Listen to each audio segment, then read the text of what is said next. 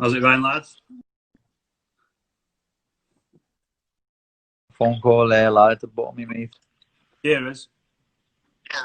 Yeah, go on. I took my phone. Mate just phoned me. I had to just button him.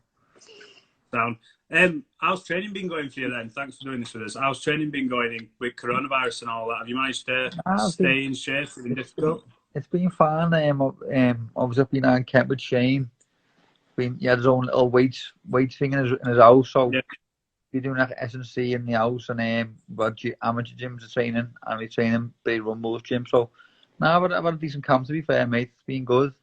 Hasn't been affected by COVID too much. After obviously watching week 1 of Fight Camp, how excited are you to get in there now and do the business? Because I watched it and I was like blown away by the main event. Yeah. Absolutely unreal. Yeah, no, I was buzzing. I'm sure you've seen my story, but I went for a run at like 11:30 after I watched it because I was all pumped up, and I thought, you know what? Yeah. I've been sitting around the house all day. I thought, you know what? I'm going for a little run here. So I ended up going for a little run. I was all pumped up, but yeah, I'm excited, mate. It was a great show. The main event was brilliant, really even match fight, and could have went either way, but I do think Cheeseman deserved the win, definitely. Yeah, I think I had Cheeseman by a round, I think, just. Yeah, but he won the fight, I thought, fair and square. Yeah.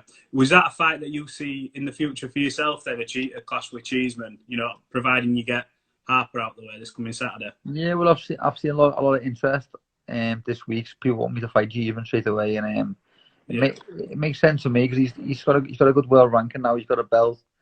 If he wants to fight me, but I still want to win the British title as well. I still want to win that title. I'm not sure if Fitzgerald still got it or not. I'm not sure what's happened with him, but I would like to fight. If I had me choice, I'd fight Scott first, then Cheeseman. But if the Scott fight can't happen, I can't fight for the British title, I'd love to fight Cheeseman next year. That'd be a great fight. Obviously, I think in lockdown and stuff, you had a few sort of offers to fight. Sort of didn't know whether they were half-hearted. They were Hara Davis, obviously, calling you out, but he's got golden contracts and all that kind of stuff. And Amo Williams, I know you had a bit of a back and forth with him. Is there anything in them two fighting you? Would you take them on after this week? I don't know, mate. I think that was just a bit of a mad one in quarantine, when fucking everyone was starting on me, and I was just going with the flow, but I don't think the very realistic fight at this moment in my career. Obviously, O'Hara's 2 weights below. It was talking 150. I couldn't make 150. I thought I could have, but in that quarantine, I went a little bit heavier than what I normally do because I had a few months at home and I was eating like a king, and I thought I just thought, nah, 150 is a bit unrealistic. I'm a big lad for 154. Do you know what I mean? So it's a bit unlikely. But I'd box him at 154, and same with Amo Williams. I fight them all, you know me, but it depends if it makes sense in my career. Like, obviously, me fighting Amo Williams, he's like 150. Yeah, different weight. He doesn't really prove nothing. He's just trying to like build his followers off my name, if I'm being honest. But if it was a fight the fans wanted to see and I was getting paid for it and it was in Liverpool, shall we say, I'd be up for it. But I'd rather fight the likes of Fitzgerald, like the Fitzgerald Cheeseman. They're better fights for me. What's the transition been like from your changing trainers? Obviously, you've gone from Dave Caldwell, which you had a lot of success with, and you've moved over now to Shane McGuigan. I think you've had one fight with him so far, and what's that been like? Has he worked on different parts of your game, and how have you adapted to that? Yeah, I learned a lot with Dave about like in close boxing, up close, pressure. I learned a lot, like a lot of stuff, a lot of head movements. He taught me a lot, Dave. But Shane's gone back to like what I was doing as an amateur, using my jab more, boxing a bit longer range, counter punching more. So it's been like a smooth transition because I learned inside of Dave. I'm back with Shane doing what I used to do now, back a bit more long range, counter punching a bit more. So I think people will see a different me on Friday night than what they used to seeing. But obviously, I'm still gonna be aggressive and throwing big punches like I always do. That's never gonna go away. That's just who I am. But I'm just going about it a little bit different now, like trying to set a few more traps and counter punch a bit more than what I used to. Yeah, that was going to lead on to my next question. I was going to say, obviously, for him, this is a huge fight. This would propel him if he managed to cause a massive upset. So how do you see this fight going? Is this something you're going to be looking at trying to get out early? But obviously, I know you just said you'll try use your angles. Do you think it'll go early, or is this something that you'll be? I don't know. I don't know. He's a tough lad. He's never been stopped. Yeah. I think he's had 10 fights or 11 fights, and he's only lost one, and he's lost to a good opponent as well. Yeah. Michael Sarafa, he boxed Kell Brook, beat Jeff Horn. He's a good fighter, so he lost to him on points. So it shows what a tough guy Adam Harper is. Yeah. But he has had a bit of time at the ring. It depends what if he shows up or not. We'll see if he shows up or not. I could catch him early. I've got the power to knock him out early, but he could also be durable and try and like close the get on my chest and not let me work and make it a bit scruffy. So I've got to box my fight and make sure it goes my way. But I won't be in no rush to knock him out. I'll go out there, I'll have a look at him. I'll look for the openings, and if it comes, it comes. If not, I'll break him down and stop him late. But regardless, it's about getting the win. Like it's no point going off all guns blazing early on. And be smart, listen to me, coach, and I'm sure my class will come through. Yeah, no, I had a few other questions lined up, but I was going to ask you as well. CBD oil and stuff like that. I know that obviously you sell it and you do a lot of generous giveaways, and you get thousands of comments. You're inundated with how much it's helping people. What do you specifically use it for? Do you use it for after training, or does it help you in other aspects? What do you use it for yourself? The first time I used it was because I was in pain. I had my jaw was really sore from sparring. I was in real pain. I got overcutted, and it was killing me, mate. And I had it for that, and no word of a lie, within like 30 minutes, it felt much better. And I thought, that's unbelievable.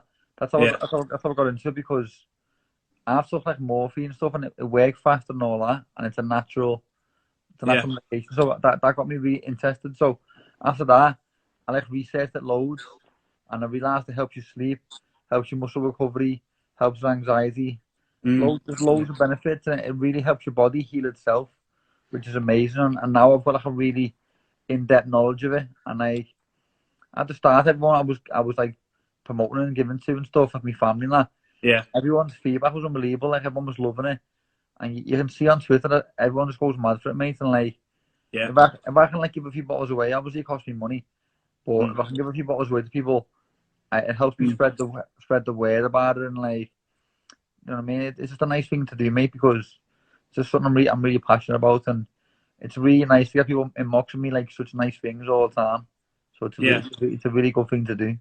I'm going to say, because obviously Twitter is sort of a breeding ground sometimes for negativity, and you know, yourself and loads of fighters, you get a lot of stick sometimes, you know, and it's like, it's good to see something different. You know, you're promoting it all the time, and you know, people leaving feedback like saying, "No, it's helping them get to sleep, or it's helping them after training, or depression, anxiety, and stuff like that." I think it's good to have a bit of a change and see stuff like that.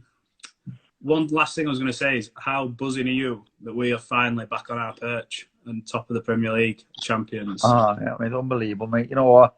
Yeah. We didn't wear how we'd like with all the situation and shit. We couldn't celebrate the way we wanted, but it's unbelievable to be back champions of England again, mate. Champions of Europe, champions of England. Yeah. Best team in the world, mate.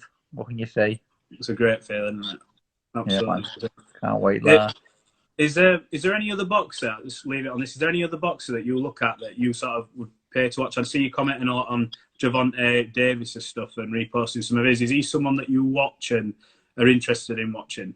Well, what it is about Javante, obviously he's had a few problems outside the ring and stuff, but I really respect where he's come from, and I think he's come up the hard way, and he takes no shit. He's himself. He's real. He's really explosive. Yeah, I don't think he'll beat Lomachenko, but I'd love to see them two fight. I think it'll be an unbelievable fight. I think Javante's got the power, definitely, but I think Lomachenko's skills and footwork and just angles will be a bit too much for him. But I just think he's a really like a hard worker, and he's come up the hard way. Like myself, I've come up the hard way. I'm from Toxteth and Liverpool. You know what I mean? There's not much opportunities there where I'm from, so I've had to like grind up me the hard way myself and just like struggle for years to get to where I want to get. And I think he's like similar to myself in that story. And I think where he's come from, it's even worse than Toxteth. So got to respect the guy, lad. Yeah, I think I had people were quite an unpopular opinion. I think Tank actually stops Loma. I think he's got the ability to do it. And Lomachenko's getting older, mate. he could do it. Do you know what I mean? That's what I'm saying. He's got that puncher's chance. He's got the skill set. But I think at this moment in time, Lomachenko beats him. But maybe in a year or two, it could change. Yeah, it could change. Yeah, I'm going to say I saw what Linares dropped him, and I just thought if it was Gervonta on him, I don't think he lets him off the hook. I think he's absolutely ruthless. Yeah. Yeah, definitely. Anyway, nice one for speaking to us. Appreciate it. Getting back to us, and good luck for your fight on Saturday. Massive. Thanks very much, mate. No problem, lad. Have a good one, mate. See you later, lad. Cheers, man. Bye-bye.